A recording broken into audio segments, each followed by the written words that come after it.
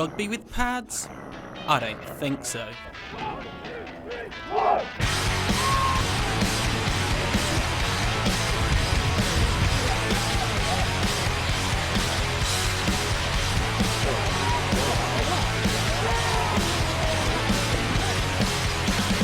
American football in the UK is more popular than ever.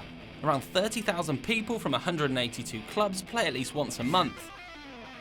So why is America's most popular sport making such a big impact this side of the Atlantic? I've always watched American football, always on Sky Sports, all our mates around, late at night, watched Super Bowls and stuff, played a lot of American football game, and just sort of stand there and thought I'd give it a go. I started playing for my university team. I saw they had a team when I went there, enrolled, tried out and got in, so that was my first experience. If one person mucks up at the level on the field, a player will go dead straight away, says everybody's got to club together, everybody's got to get together, and that just then, off the field, breeds a good relationship.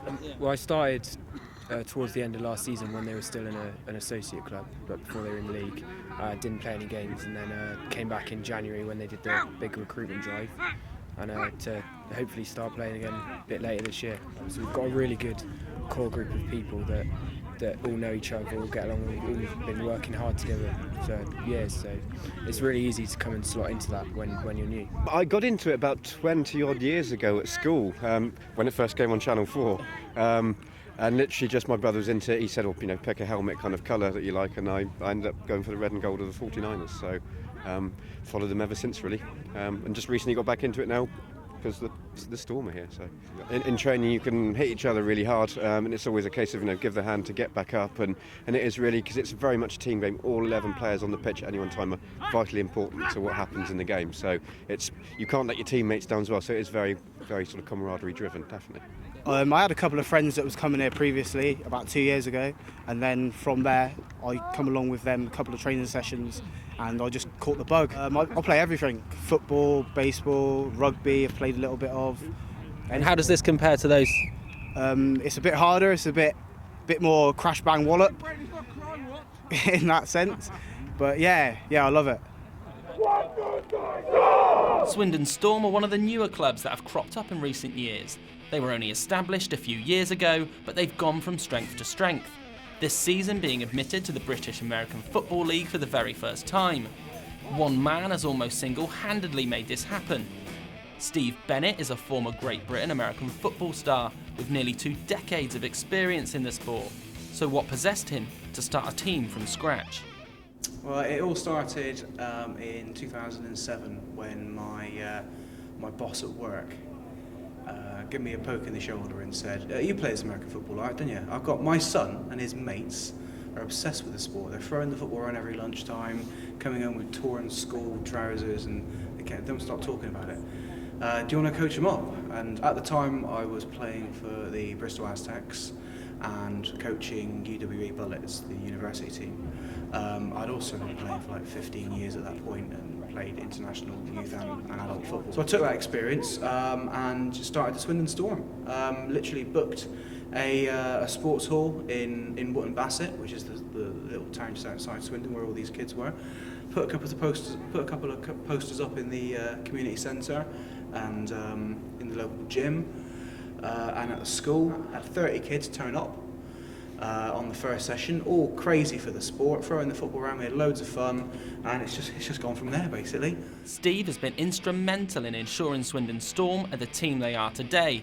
But what's his vision for the club? Yeah, sustainability is the biggest thing, and it's the infrastructure of the club that will help it survive. From my experience of working in other big clubs, the committee, they're the guys that make the team live for a long period of time. You can have the best coach in the world, but the day he walks out from the club, unless he's left a legacy to allow that club to continue growing, it's going to really struggle. And it would be great to see a young up-and-coming coach from another team bring new ideas in, and that would allow me to step back from the hands-on head coach role and let the team move on to its next generation and to see it become a sustainable product without me having to sort of do a daily grind on it basically. It's going from strength to strength. It really is.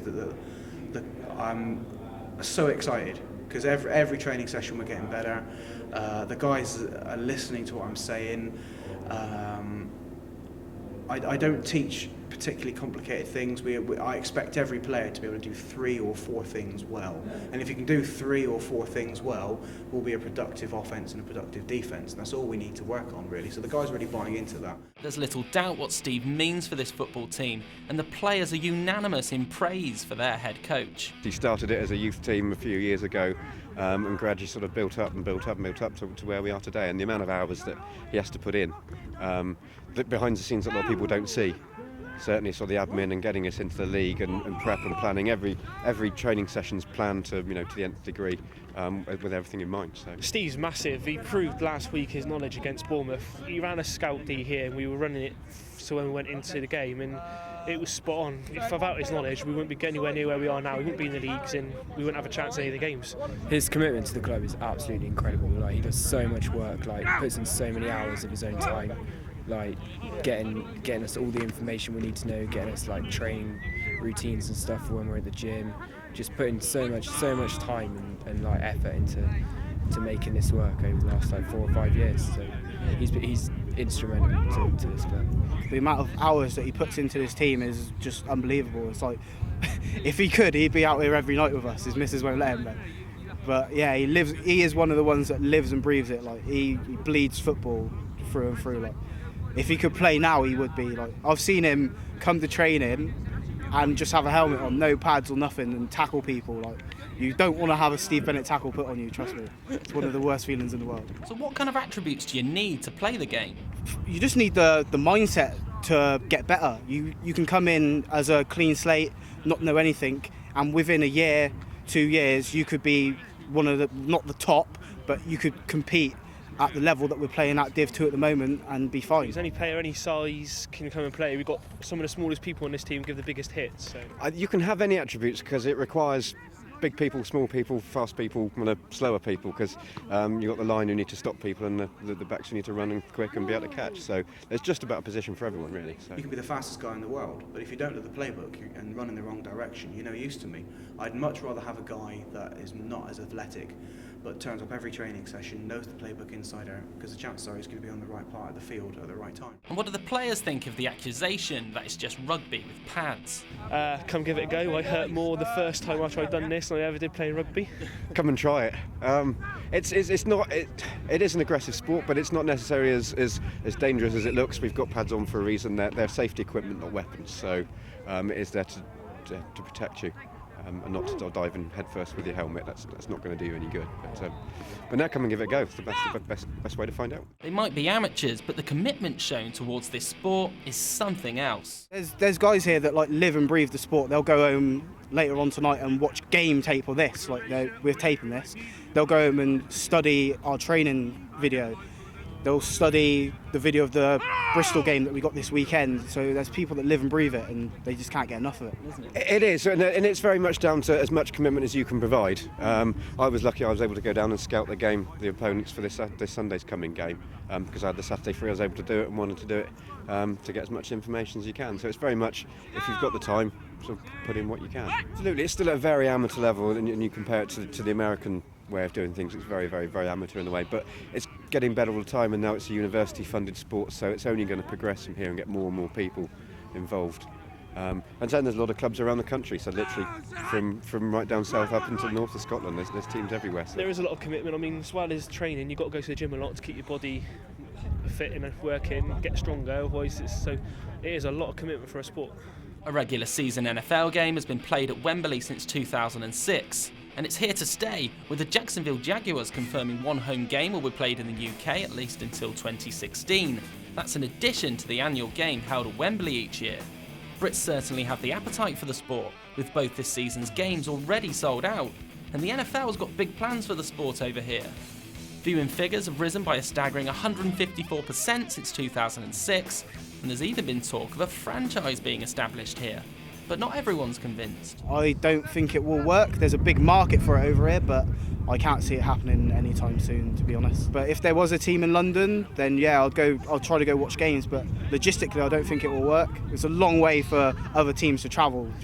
Personally, I don't think they will be able to set up a home team in the UK. It's just too much effort for the away teams in the American League to come all the way over to the UK. But as like a 2-3 game spectacle, it's incredible. I think it's a possibility. The difficulty is taking one of those teams out of America, because the people that support them in America aren't going to be happy about that. So whether there's a case for an expansion at some point and they can bring in a UK team based in the UK to be able to do that, then it's a possibility. But they're having 2 games a year here anyway at Wembley, and that's probably going to continue for the near future. So it's only going to be more and more popular. With regards to a franchise in the UK, I think logistically it would be impossible. The vast majority of people that support American football in the UK already have their team. They supported their team since they were probably 5, 6, 7 years old. For example, a Miami Dolphin fan who's been a fan since 1985 isn't going to stop being a Miami Dolphins fan to support this new London franchise. Logistically, it's almost impossible. I think we're at the peak of what we're going to achieve from having the NFL in Wembley. American football is not likely to knock football or soccer off its perennial perch in the UK. But with people like Steve Bennett around, it looks certain to continue leaving its mark here.